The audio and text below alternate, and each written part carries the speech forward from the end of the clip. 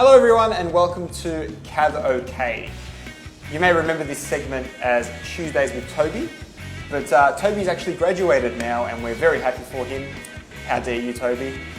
We do have good news, and that is this segment is now going to move on, and we're still going to deliver all the good content that we did. However, we're going to document the story of Christian here. Christian's one of our students. He's currently doing his Central Queensland University Bachelor of Aviation and Flight Operations. And we're going to follow his journey and also talk about aviation safety and show you some cool footage in flight. So, Christian, if you want to introduce yourself. Sure. Hi, I'm Christian. I'm from the Gold Coast, grew up on the Gold Coast. When I finished high school, I joined the Defence Force in the Army as a Cavalryman. And I've decided now that it's time for me to be a pilot. So, As you do. Yep, that's it. I started the Central Queensland Uni Bachelor of Aviation, as Errol said, to essentially complete my commercial pilot licence. So, yeah. That's Nice. how I ended up here. I'm a crew in the ASLAV.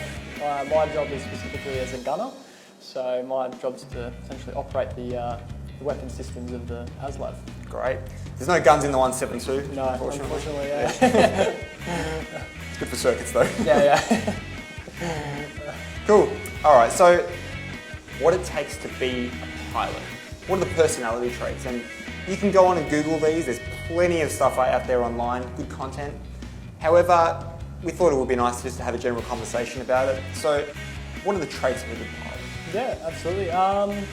We've got, firstly, what I think is probably most important to me is having being able to have good communication and have a bit of humility about yourself. Absolutely. Yeah.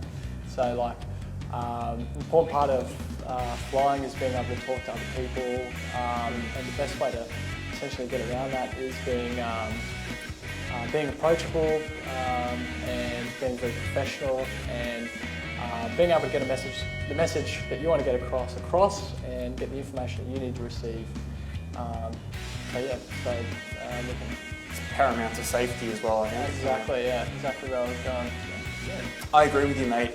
Humility for sure, definitely. Be humble, have an open mind. That's it. It's a continuous learning environment. You're pretty much learning forever. Yep, exactly.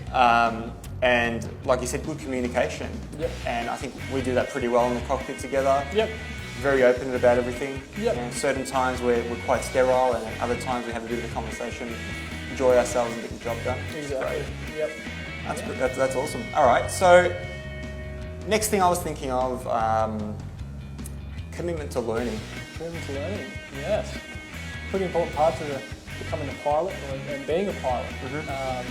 You start your journey to become a pilot, and it's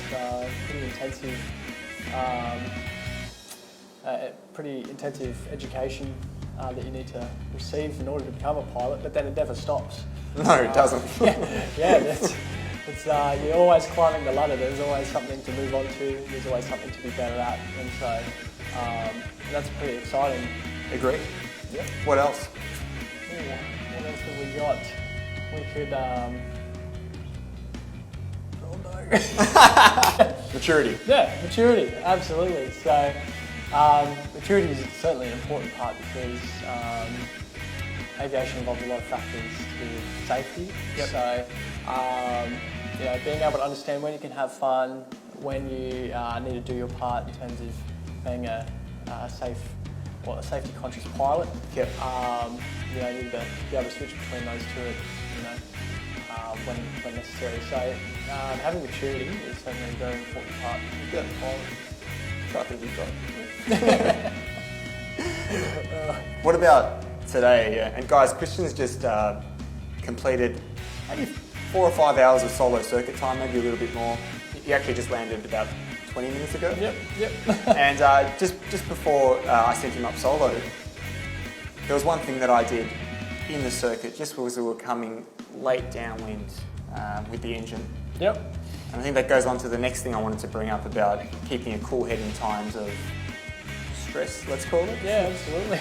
Yeah. So, coming in on the end of the downwind leg, probably just passing the threshold of the runway, actually. Out there. And Errol decided to pull the power on me, so I had no throttle.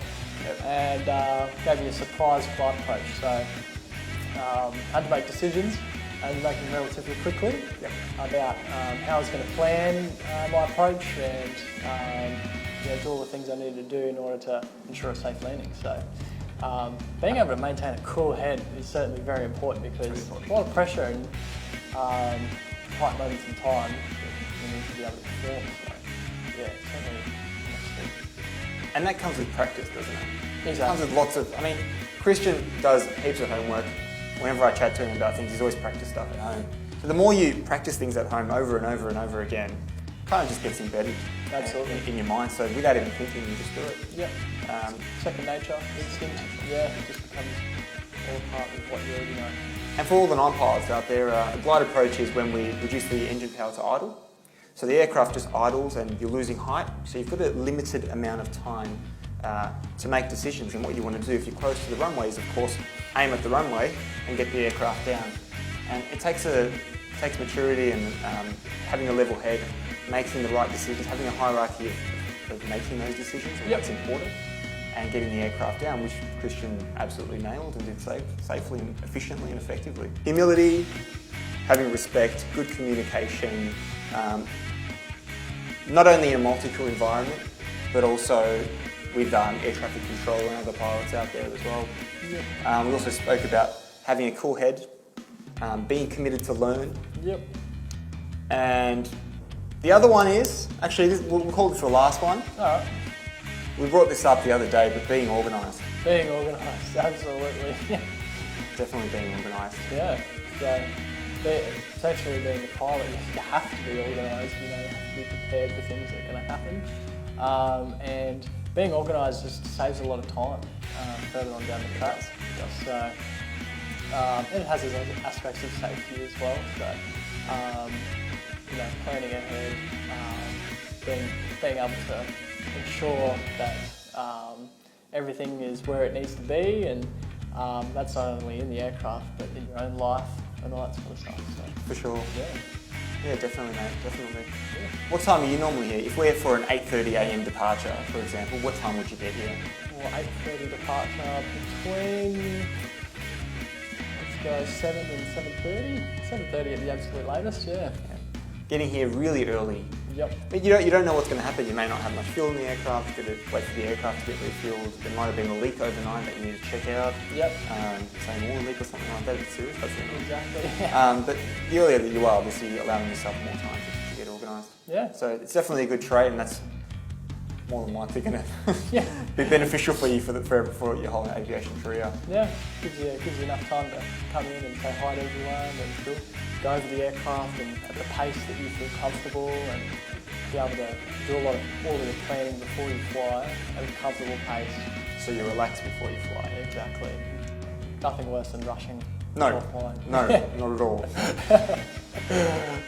So thanks for listening, guys and girls out there. What I do want to say is next week we're going to be looking at, in fact we're going to be doing this fortnightly. So in 2 weeks' time, what we're going to be looking at is how to fly a circuit pattern. We're going to install a camera into the aircraft and get some footage while Christian's flying a circuit pattern, and just talk about the pros and cons of what makes a good circuit, what makes a bad circuit. There are lots of opinions out there, but the idea of this piece is to collaborate. We want to hear feedback from people, and if we can increase the safety in the aviation space and increase the communication between pilots and get good information out there, then we've done our job. So hopefully that helps, and please comment and share. We'll be really grateful. Thanks very much. Thanks, guys. See ya.